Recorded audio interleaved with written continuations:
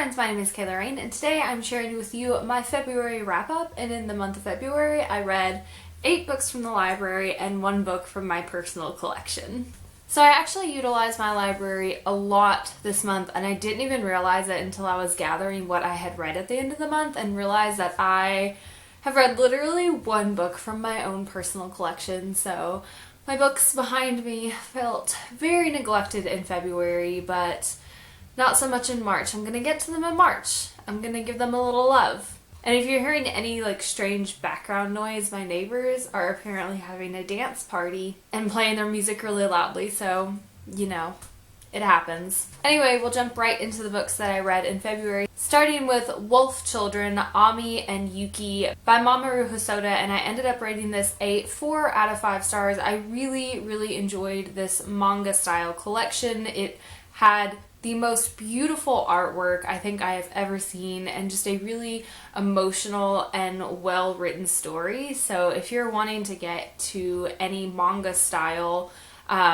books, I would definitely recommend checking that out. I'm not sure if this is technically considered manga, because to my understanding manga is like a series, not just a standalone, but this is a standalone, so it's all compiled into 1 book. At least the library book that I checked out was. Maybe it's a bind up, I'm not sure. But Wolf Children was amazing, and there's also an animated version, so you should check that out if you don't necessarily want to read it, but it's beautiful and has the most stunning artwork I think I've ever seen. The next 3 books that I read were actually in a series, so I'm just gonna kind of bundle them up together, starting with The Lost Heir by Sutherland. This is the 2nd book in the Wings of Fire series. This is a middle grade fantasy series, and each book follows a different dragonette's point of view. So Dragonette is like a little kid dragon, and the dragonettes that we're following are all part of this massive prophecy to end a 20-year-long war, and it is just incredible.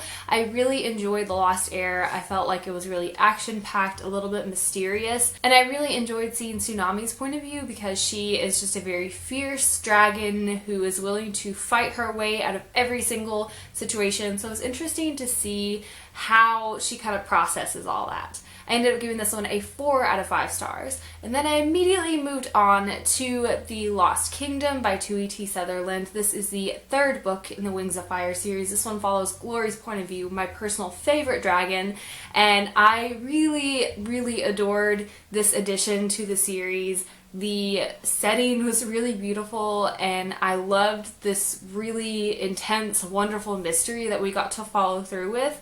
And like I said, Glory's my favorite dragonette, so I loved being in her point of view, and I ended up giving this a 5 out of 5 stars because I loved it so much. And then finally in February, I moved on to The Dark Secret by Sutherland. This is the 4th book in the Wings of Fire series, and this follows Twilight's point of view. And this one, I don't want to say I didn't enjoy it. I still really enjoyed it, but it had a much slower pacing than the other books, which the 3 previous books were just action-packed, really fast-paced.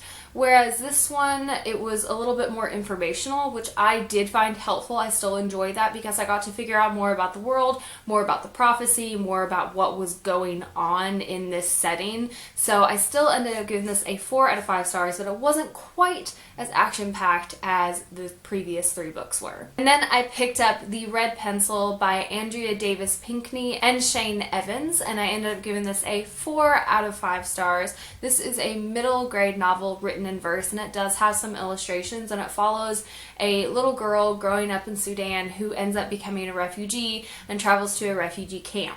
The prose in this book was really impactful and just told a really fantastic and incredibly full story, and I always find that when a book is written in verse can affect me that much.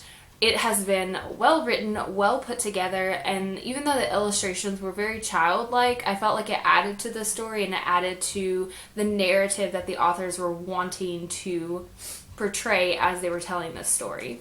It was really excellent. Like I said, I gave it a 4 out of 5 stars, and I think that this is a really important novel for children to read right now, considering everything that's going on with refugees around the world. I think this book is a fantastic tool in empathy and definitely humanizes refugees, which is an issue that I'm seeing right now, is a lot of dehumanization of refugees. So this is such an important novel right now. And along the same theme, I also read a children's illustrated book, The Journey by Francesca Sanna. This was such a gorgeous children's book. I loved it so much. It follows a family of refugees as they travel from their war-torn country, and it just follows their journey. We don't actually get to see their end destination, but we get to see everything in between. Again, such a timely novel, so important, and the illustrations in this book just really get to you. Not so much the words. The words are important, of course, but the illustrations, I think, show so much more and help open up a conversation so much more than the words of the book could. So even if you're an adult, I think you should definitely pick this up and check it out. It was beautiful. It was so fantastic, and the kids that I read it to at work loved it as well. I ended up giving this a 5 out of 5 stars, and it was really, really amazing. Next, I read Loving vs. Virginia by Patricia Hruby Powell and Shader Strickland. I ended up giving this a 3.5 out of 5 stars. It wasn't that it was bad, it was just I didn't absolutely love it, but I didn't not enjoy it, so it's kind of middle ground for me. But this is a novel written in verse that follows the relationship between Richard and Mildred Loving, and they were an interracial couple in, I think, the 60s, which at that time in Virginia that was illegal, and they were arrested for being married, for having a family, and they took their case all the way up to the Supreme Court, and this follows that relationship. It was a really beautifully put together novel. The illustrations were great.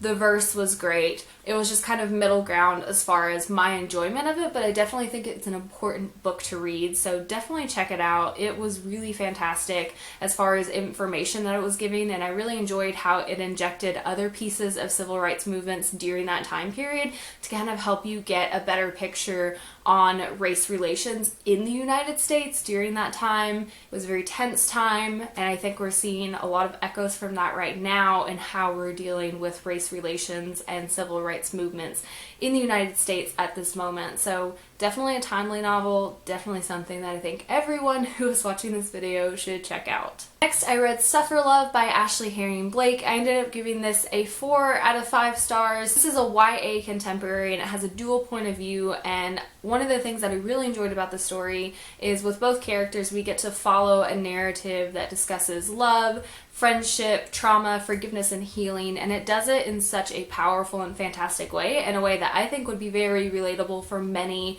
young adults out there who are dealing with trauma within their family systems, especially if you've had parents who are separating, divorcing, anything like that. That can be a traumatic experience. It could be a perfectly normal experience and not a big deal, and I hope that's the case for most people who are having parents who are separating. But for those who don't, I think that this novel is definitely important and kind of shows how that can be a little bit traumatic, how that can have a big impact on family systems and cause some harm, but also show the healing side to that. And finally, I read The Name of the Wind by Patrick Rothfuss, and I ended up giving this a 3 to 3.5 out of 5 stars. This is an adult high fantasy novel, and there was some really detailed world building, which I love in fantasy books. However, I didn't find a good balance between world building and action, so I didn't quite love this novel. I felt like by the end of it, not a lot had really happened. I just had a lot of information, and I just felt like it was a great setup for an amazing fantasy novel, which I'm hoping the second book will be. But I also spent over 700 pages just learning about a world, so it almost felt like a school assignment over like just personal enjoyment and reading. So this was kind of middle ground for me because there were some pieces that I loved and some pieces that just didn't wow me, and I'm a little disappointed, I do have to say, because this is such a hyped novel here on BookTube that I was expecting like action and amazingness, but I realized that other people do have different standards and things that they love in fantasy novels, so I just have to keep that in mind the next time I go into an overhyped book, that maybe it's hyped up because they did something amazing for what most people really love.